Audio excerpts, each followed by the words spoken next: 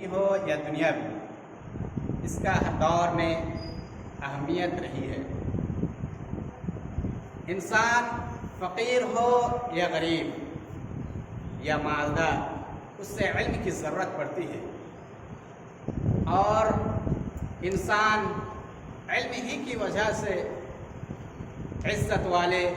اور ذلت والے ہوتے ہیں۔ تو جس انسان کے پاس علم ہوتا ہے وہ عزت والا، سماج میں اس کی عزت اور اس کا وقار بڑھ جاتی ہے، اور جس کے پاس علم نہیں ہوتی ہے اس کو لوگ اپنی نظر حقیر سے اس کو دیکھتے ہیں۔ اور یہی علم ہے جس کی وجہ سے انسان چاند تک رسائی حاصل کر لی، یہی علم ہے جس کی وجہ سے اللہ تعالیٰ نے انسانوں کو اشرف المخلوقات کے لقب سے ملقب کیا ہے، یہی علم ہے جس کی وجہ سے انسان اور حیوان میں فرق کیا ہے، اور یہی علم ہے جس کی وجہ سے انسان پستی میں بھی گر جاتا ہے، یہی علم ہے جس کے نہ ہونے کی وجہ سے انسان پستی میں گر جاتا ہے، اور اس علم کے ہونے کی وجہ سے، اس علم کو حاصل کرنے کی وجہ سے انسان اعلیٰ مقام تک فائز ہو جاتا ہے، یعنی وہ اعلیٰ مقام تک پہنچ جاتا ہے، اعلیٰ مقام کو، اونچا مقام کو حاصل کر لیتا ہے۔ میرے بزرگوں دوستوں، تو اس علم کی اہمیت و فضیلت کو اللہ تعالیٰ نے قرآن مجید میں اور رسول اللہ صلی اللہ علیہ وسلم نے احادیث نبویہ میں بہت سارے جگہوں میں علم کی فضیلت اور اہمیت کو اجاگر کرتے ہوئے بیان فرمایا ہے۔ اسی طرح اللہ تعالیٰ نے نبی صلی اللہ علیہ وسلم پر جو پہلی وحی نازل فرمائی وہ علم ہی کے بارے میں تھی۔ اللہ تعالیٰ نے ارشاد فرمایا، اقرأ باسم ربک الذی خلق خلق الانسان من علق اقرأ وربک الاکرم الذی علم بالقلم، پڑھ اپنے رب کے نام سے جس نے تمہیں پیدا کیا ہے۔ خلق الانسان من علق، جس نے انسان کو خون کے لوتھڑے سے پیدا کیا ہے۔ اقرأ وربک الاکرم، پڑھ اپنے اس بزرگ رب کے نام سے۔ علم الانسان خلق الانسان من علق اقرأ وربک الاکرم الذی علم بالقلم، جس نے انسان کو قلم کے ذریعے سے سکھایا۔ الذی علمہ خلق الانسان من علق، جس نے انسان کو خون کے لوتھڑے سے پیدا کیا، اور اقرأ وربک الاکرم الذی علم بالقلم علم الانسان ما لم يعلم، اور انسان کو وہ چیزیں سکھایا جس کو انسان نہیں جانتا تھا۔ تو ان پانچوں آیت سے علم کی اہمیت واضح ہوتی ہے اور علم کی فضیلت بھی واضح ہوتی ہے۔ اسی طرح علم کو تمام مسلمانوں پر فرض کرتے ہوئے رسول اللہ صلی اللہ علیہ وسلم نے فرمایا کہ علم کا سیکھنا ہر مسلمان پر فرض ہے۔ رسول اللہ صلی اللہ علیہ وسلم نے فرمایا کہ طلب العلم فریضۃ علی کل مسلم، کہ علم کا حاصل کرنا ہر مسلمان پر فرض ہے، اور یہی علم ہے جس کی وجہ سے اللہ تعالیٰ علم والے کی درجات کو بلند کرتا ہے۔ اللہ تعالیٰ فرماتا ہے کہ یرفع اللہ الذین آمنوا منکم والذین اوتوا العلم درجات، کہ اللہ کہ تم میں سے جو شخص ایمان لائے اور علم والے ہیں تو اللہ تعالیٰ ان کے درجات کو بلند کر دیتے ہیں۔ تو علم والے کی فضیلت اس آیت سے بھی واضح ہوتی ہے کہ علم جس کے پاس ہے ان کا مقام و مرتبہ اعلیٰ سے اعلیٰ ہو جاتا ہے، تو علم کو حاصل کرنے کی ہر ہمیشہ کوشش کرنی چاہیے، اسی طرح کی اس میں کوتاہی اور سستی نہیں برتنی چاہیے۔ اسی طرح علم کے سلسلے میں اللہ تعالیٰ نے فرمایا کہ وَقُلْ رَبِّ زِدْنِی عِلْمًا، کہ کیا کرو کہ علم کے اضافے کے لیے تم لوگ دعا کیا کرو کہ اے میرے رب تو میرے علم میں اضافہ کر، میرے علم میں زیادتی عطا کر۔ تو علم حاصل کرنے کے لیے دعا کرنے کی بہت ضرورت ہے۔ تو دعا کب کیا جائے؟ ہر ہمیشہ علم حاصل کرنے کی دعا کیا جا سکتا ہے، اور دعا کی قبولیت کا وقت اذان اور اقامت کے بیچ میں، یا پھر نماز کے دوران نفل نماز میں سجدے میں، ہر ہمیشہ چاہے نماز سے پہلے ہو یا نماز کے بعد بھی ہر ہمیشہ جب بھی دعا کریں گے اللہ تعالیٰ آپ کی دعا کو قبول کرے گا۔ اسی طرح جو بھی شخص علم حاصل کرنے کے لیے سفر کرنے لگتے ہیں تو اللہ تعالیٰ اس کے سفر کو آسان کر دیتا ہے، اور اللہ تعالیٰ اس کے جنت کے راستے کو بھی آسان کر دیتا ہے۔ اسی طرح رسول اللہ صلی اللہ علیہ وسلم نے فرمایا کہ من سلک طریقا یلتمس فیہ علما سہل اللہ لہ بہ طریقا الی الجنہ، کہ جو شخص علم دین حاصل کرنے کے لیے اپنے گھر سے دوسرے ملک دوسرے گاؤں کا سفر کرتا ہے تو اللہ تعالیٰ اس کے سفر کو آسان کر دیتا ہے اور اس کے جنت کے راستے کو بھی آسان کر دیتا ہے۔ تو علم دین کی کیا اہمیت اور فضیلت ہے اس سے بھی واضح ہو جاتی ہے۔ تو پہلے زمانے میں یعنی تابعین اور تبع تابعین کے زمانے میں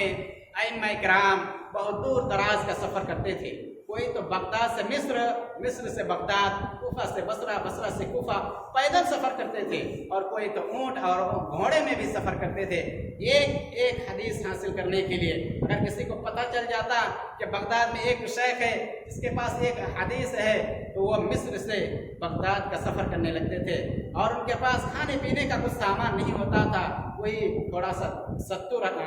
لے کے وہ سفر کرنے لگ جاتے تھے ایک حدیث کے بعد، ایک حدیث کے لیے وہ بغداد سے مصر اور مصر سے بغداد بہت دور دراز کا سفر کرنے لگتے تھے۔ پھر یہ جو علم دین ہے تو علم دین کو سیکھنے اور سکھانے، علم دین میں قرآن اور حدیث دونوں آتا ہے، تو اسی کو علم دین کہا جاتا ہے، اور علم دین کو سیکھنے اور سکھانے میں بہت فضیلت ہے۔ اللہ تعالیٰ نے اس کی فضیلت کو بہت سارے مقام پر بیان کیا ہے۔ اسی طرح رسول اللہ صلی اللہ علیہ وسلم نے فرمایا کہ خیرکم من تعلم القرآن وعلمہ، کہ تم میں سے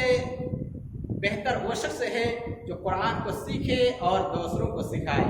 تو قرآن کو سیکھنے کی فضیلت بھی بیان کی ہے اور دوسروں کو سکھانے کی بھی فضیلت بیان کی ہے۔ اسی طرح ایک دوسری حدیث میں ہے کہ جو بھی شخص قرآن کو اٹک کر پڑھتا ہے، یعنی وہ شروعات میں جب وہ قرآن سیکھتا ہے اچھی طرح وہ پڑھ نہیں پاتا ہے، پھر بھی وہ اچھی طرح پڑھنے کی کوشش کرتا ہے، اٹک کر پڑھتا ہے، تو اس کی فضیلت کو دوہرا فضیلت دیا ہے، ڈبل فضیلت دیا ہے۔ اور اسی طرح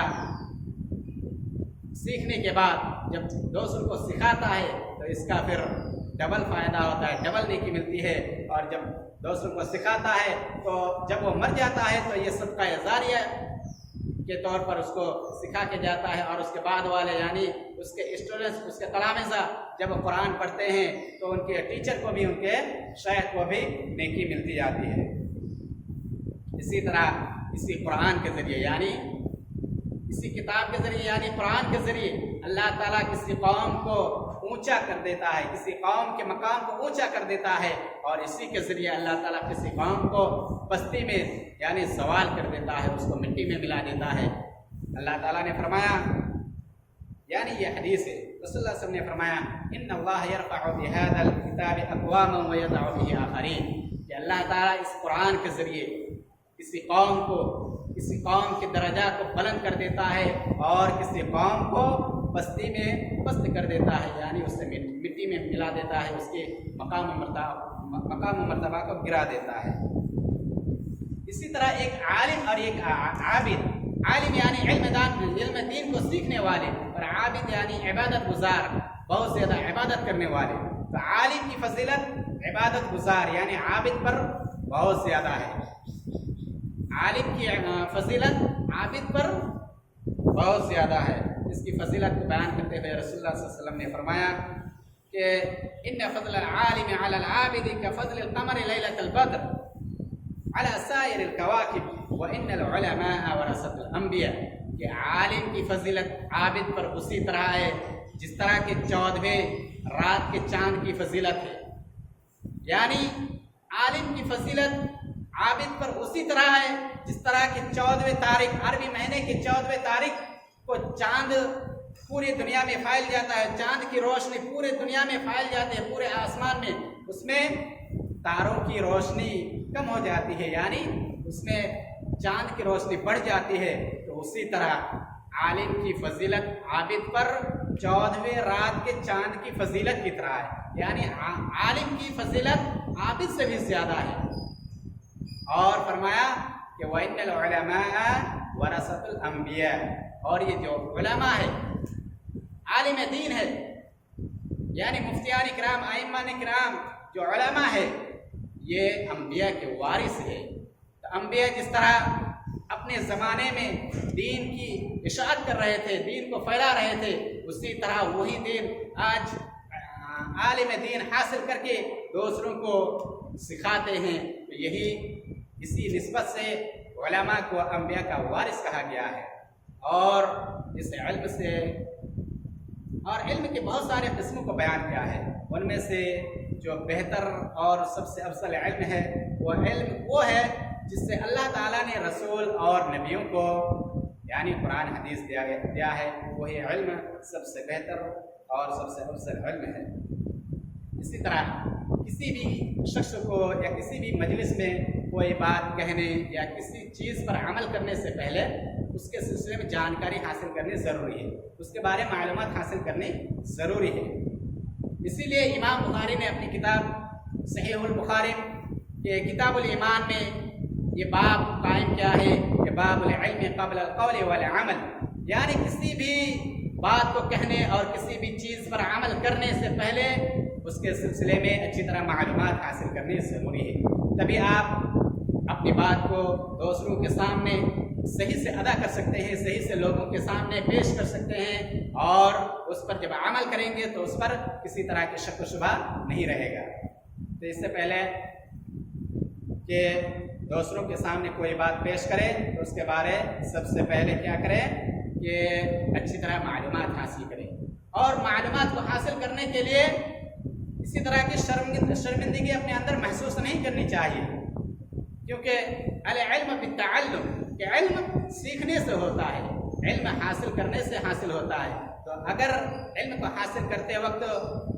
شرمائیں گے، کسی ٹیچر کے پاس جا کے علم حاصل کرنے سے شرمائیں گے، ان کے ساتھ تال میل کم کریں گے، تو پھر علم آپ کو حاصل نہیں ہوگا۔ علم کو حاصل کرنے کے لیے دوسرے جو آپ سے زیادہ جاننے والے ہیں اس کے پاس سیکھنے کے لیے جانا ضروری ہے۔ اور اسی طرح اللہ تعالیٰ نے جاننے والے اور نہ جاننے والے کو برابر نہیں کیا ہے، یہ کبھی بھی برابر نہیں ہو سکتے ہیں۔ اللہ تعالیٰ نے فرمایا کہ قُلْ هَلْ يَسْتَوِي الَّذِينَ يَعْلَمُونَ وَالَّذِينَ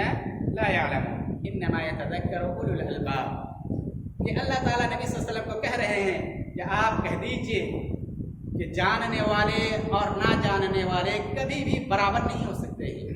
اور اس سے عقل والے ہی نصیحت حاصل کر سکتے ہیں۔ تو ابھی کے انسانوں میں کیا پایا جاتا ہے کہ کچھ علماء پائے جاتے ہیں اور کچھ جاہل پایا جاتا ہے، یعنی نہ جان کر اور جان کر پائے جاتے ہیں۔ تو اس کو جب آپ ترازو میں تولیں گے تو دونوں کا مقام و مرتبہ آپ برابر نہیں پائیں گے، دونوں کو ایک جیسے کبھی بھی کہیں بھی نہیں پائیں گے۔ عالم جو جاننے والے ہوتے ہیں ان کا مقام و مرتبہ سماج میں کچھ الگ ہوتا ہے، معاشرے میں کچھ الگ ہوتا ہے، لیکن جاہل کا کچھ مقام و مرتبہ اور ان کی عزت نہیں ہوتی ہے۔ عالم کی جس طرح عزت ہوتی ہے اس طرح جاہل کی عزت نہیں ہوتی ہے، اسی سے عالم کا مقام و مرتبہ، عالم کی عزت وقار سمجھ میں آتی ہے۔ اور دوسری جگہ فرمایا کہ وما یستوی الاعمی والبصیر، کہ بینا اور نابینا یعنی دیکھنے والا اور نہ دیکھنے والا کبھی بھی برابر نہیں ہو سکتے ہیں، کیونکہ بینا شخص یعنی جس کی آنکھ ہے وہ اپنا راستہ دیکھ دیکھ کے جائے گا، وہ ادھر ادھر کہیں تالاب اور گڑھے میں نہیں گرے گا، اپنا سیدھا راستہ وہ دیکھ کے اپنی منزل مقصود تک پہنچ جائے گا۔ لیکن جو نابینا ہے، جو اندھا ہے، جو کانا ہے، تو وہ کہاں جائے گا اس کو کچھ پتہ نہیں، اگر کہیں آگے تالاب ہے یا پھر کہیں گڑھا ہے وہ اس میں گر سکتا ہے۔ تو اسی طرح عالم اور جاہل کی علامت ہے کہ جو جانکار ہوتے ہیں وہ اپنا راستہ اپنے منزل مقصود تک صحیح سے پہنچ سکتا ہے، لیکن جو جاہل ہوتا ہے اس کو کچھ عطا پتہ نہیں ہے، اس کو حلال اور حرام کی جانکاری نہیں ہوتی ہے، اس کو جائز اور ناجائز کی جانکاری نہیں ہوتی ہے، جس کی وجہ سے وہ سب کچھ کام کر ڈالتا ہے اور وہ گنہگار ہو جاتا ہے، جس کی وجہ سے وہ جہنمی قرار پایا جاتا ہے۔ اور عالم شخص جو بھی کام کرتا ہے تو وہ جان بوجھ کر کرتا ہے، یعنی جس کے سلسلے میں اس کو جانکاری رہتی ہے، وہ حلال اور حرام کو جان کر وہ اس کام کو کرتا ہے، یعنی حلال کو کرتا ہے اور حرام کو نہیں کرتا ہے، جس کی وجہ سے ہمیشہ وہ نیک کام کرتا رہتا ہے اور پھر وہ ہمیشہ یعنی ان کا ٹھکانہ جنت ہو جاتا ہے۔ اور اسی طرح ابو الاسود الدؤلی یہ فرماتے ہیں کہ لیس شیء اعز من العلم، الملوک حکام علی الناس والعلماء حکام علی الملوک، کہ علم سے زیادہ کوئی بھی چیز عزت والی نہیں ہے۔ علم کی علم والے کی جس طرح عزت اور تعظیم ہوتی ہے، اس طرح اور دوسرے والوں کی عزت و تعظیم نہیں کی جاتی ہے۔ تو کہا جاتا ہے کہ ابو الاسود الدؤلی نے فرمایا کہ الملوک حکام علی الناس، کہ یہ بادشاہت لوگوں پر حکمرانی کرتی ہے۔ ایک بادشاہ لوگوں پر حاکم بن کے رہتا ہے، تو بادشاہت لوگوں پر حکمرانی کرتا ہے۔ والعلماء حکام علی الملوک، اور یہ جو علماء ہوتے ہیں، یہ علماء حاکموں پر، بادشاہوں پر حکمرانی کرتا ہے۔ تو بادشاہ کو سب کچھ علم نہیں ہوتا ہے، جس طرح عالم کو سب کچھ علم ہوتا ہے، وہ کتاب کو پڑھ کر جس طرح علم حاصل کر سکتا ہے، اور کسی بھی مجلس میں جب وہ فیصلہ کرتا ہے تو قرآن حدیث کو جس طرح قرآن حدیث کے ذریعے جس طرح وہ فیصلہ کرتا ہے، اس طرح وہ بادشاہ فیصلہ نہیں کر سکتا ہے۔ تو اسی طرح عالم اور علماء یہ بادشاہوں پر بھی حاکم بن سکتا ہے، بادشاہوں پر بھی حکمرانی کر سکتا ہے۔ اور یہ جو علم دین ہے، یا علم دین ہو یا عصری علم، یعنی دینی علم ہو یا دنیاوی علم، ان کی فضیلت ہر دور میں رہی ہے۔ تو یہ علم ایسے ہی بغیر محنت کیے ہوئے ایسے ہی بیٹھے رہنے سے علم آپ کو خود بخود اور آسانی سے حاصل نہیں ہوگی، بلکہ اس کے لیے جد و جہد، بڑی محنت کی ضرورت ہے۔ تو اسی طرح ایک شاعر فرماتے ہیں کہ بقدر القد تکتسب المعالی ومن طلب العلا سحر اللیالی، کہ محنت و مشقت کے بقدر بلندیوں کو حاصل کیا جاتا ہے، اور جو شخص بلندیوں کو حاصل کرنا چاہتا ہے وہ راتوں کو جاگتا ہے۔ تو ایسے ہی بغیر محنت کیے ہوئے ایسے ہی بیٹھے رہے آپ علم دین کو حاصل نہیں کر سکتے ہیں، آپ اونچا مقام کو حاصل نہیں کر سکتے ہیں، اعلیٰ مقام کو حاصل نہیں کر سکتے ہیں، بلکہ اس کے لیے کیا کرنی ہوگی؟ زیادہ سے زیادہ محنت کرنی ہوگی۔ آپ جتنا محنت کریں گے اتنے اونچے مقام تک پہنچ پائیں گے۔ اسی طرح فرماتا ہے ایک شاعر فرماتا ہے کہ جو موتیوں کا طلبگار ہوتا ہے، تو موتی کہاں سمندر میں طلب کیا جاتا ہے، حاصل کیا جاتا ہے، تو جو موتیوں کا طلبگار ہوتا ہے وہ سمندر کے اوپر ایسے ہی ناؤ چلا کر موتیوں کو حاصل نہیں کر سکتا ہے۔ موتیاں سمندر کے نیچے، سمندر کے تہ میں ہوتا ہے، تو کیا کرتا ہے موتی حاصل کرنے والے سمندر کے نیچے جا کر موتی کو حاصل کر لاتا ہے۔ اسی کا نقشہ کھینچتے ہوئے شاعر کہتا ہے کہ یغوص البحر من طلب اللآلی، یغوص البحر من طلب اللآلی، کہ جو شخص موتیوں کا طلبگار ہوتا ہے وہ سمندر میں غوطہ لگاتا ہے، وہ سمندر کے نیچے تک جا پہنچتا ہے، اس کے بعد وہ موتیوں کو حاصل کر کے لاتا ہے۔ وَيَحْظَى بِالسِّيَادَةِ وَالنَّوَالِ، اسی طرح اس کے بعد اس کو کہیں جا کر سرداری نصیب ہوتی ہے۔ تو جب آپ اونچا مقام حاصل کریں گے، سماج معاشرے میں، گاؤں دیہات میں جب آپ کا اونچا مقام و مرتبہ ہوگا، لوگ آپ کو عزت کی نظر سے دیکھے گا، آپ کو عزت دے گا، تبھی آپ کو لوگ سردار بنائیں گے، منڈل بنائیں گے، خطیب بنائیں گے۔ اور جو شخص بغیر محنت کیے ہوئے علم دین کو حاصل کرے گا، بغیر محنت کیے ہوئے ایسے ہی بیٹھے رہے گا، تو کیا کہتے ہیں شاعر کہ وَمَنْ طَلَبَ الْعُلَا مِنْ غَيْرِ قَدٍّ أَضَاعَ الْعُمْرَ فِي طَلَبِ الْمَحَالِ، کہ جو شخص بغیر کسی محنت کیے ہوئے، بغیر کسی کدو کاوش کیے ہوئے ऊंचाई का तलबगार होता है, ऊंचाई को हासिल करना चाहता है, तो उन्होंने क्या किया कि एक महाल चीज़ के हासिल करने में अपनी ज़िंदगी को बर्बाद कर दिया, अपनी उम्र को बर्बाद कर दिया। तो किसी भी चीज़ को हासिल करने से पहले उसके लिए मेहनत और मशक्क़त करनी होगी, तभी जाकर वो चीज़ आपको हासिल होगी। इसी तरह के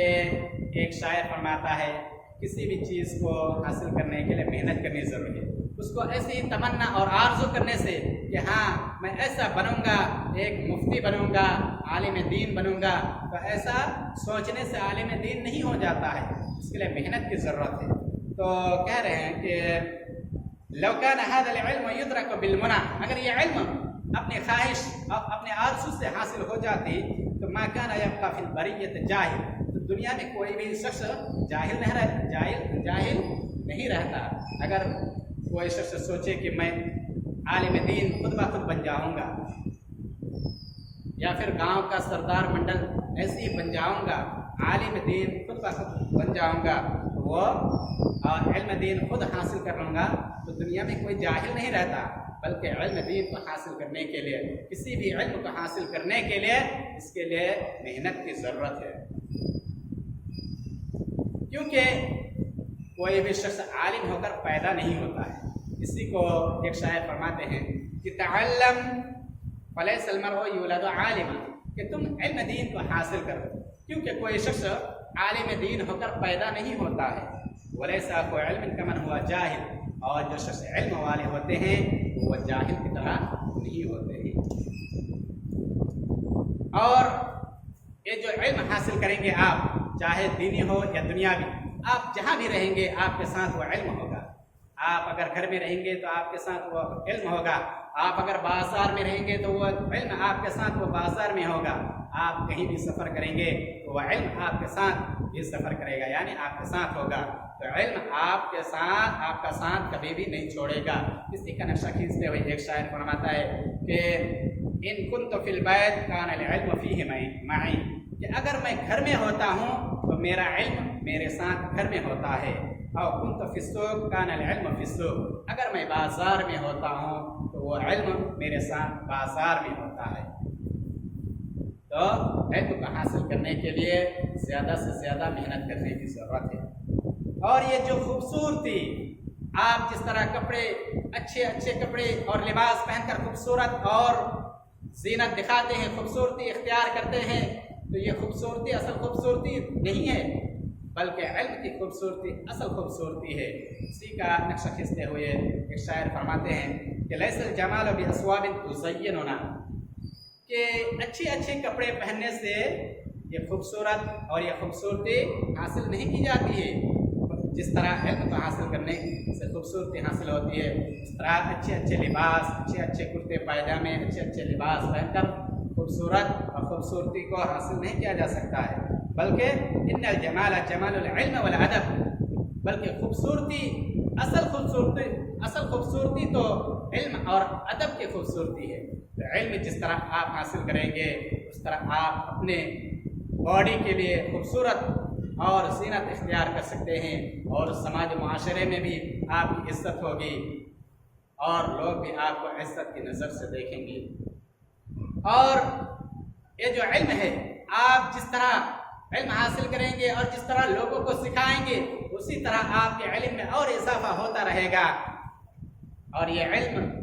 ऐसा नहीं है कि आप जिस तरह लोगों को सिखाएंगे तो आपका इल्म घट जाएगा, ऐसा नहीं है, बल्कि आप लोगों को जिस तरह सिखाएंगे, जितना सिखाएंगे उतना आपके इल्म में इजाफा होगा। तो आप ज़्यादा से ज़्यादा इल्म दीन को हासिल कीजिए, और इल्म दीन को हासिल करने के बाद लोगों को सिखाइए, क्योंकि रसूलुल्लाह सल्लल्लाहु अलैहि वसल्लम ने फरमाया कि बल्लिगू अन्नी वलौ आया, अगर आप एक आयत के बारे में भी जानकारी रखते हैं तो वो दूसरों को पहुँचाया कीजिए, वो उसको आप दूसरों को पहुँचाना आप पर फर्ज है। तो आप ज़्यादा से ज़्यादा इल्म दीन और असर इल्म यानी दीनी हो या दुनियावी, दोनों तरह के इल्म को, लेकिन ज़्यादा से ज़्यादा इल्म दीन को हासिल करने की कोशिश करें और इसके लिए ज़्यादा से ज़्यादा मेहनत करें। आखिर में अल्लाह ताला से दुआ है कि अल्लाह ताला तमाम मुसलमानों को اور یہ عزیز طلباء کو زیادہ سے زیادہ علم دین حاصل کرنے کی توفیق عطا فرمائیں، آمین۔ وآخر دعوانا ان الحمد للہ رب العالمین۔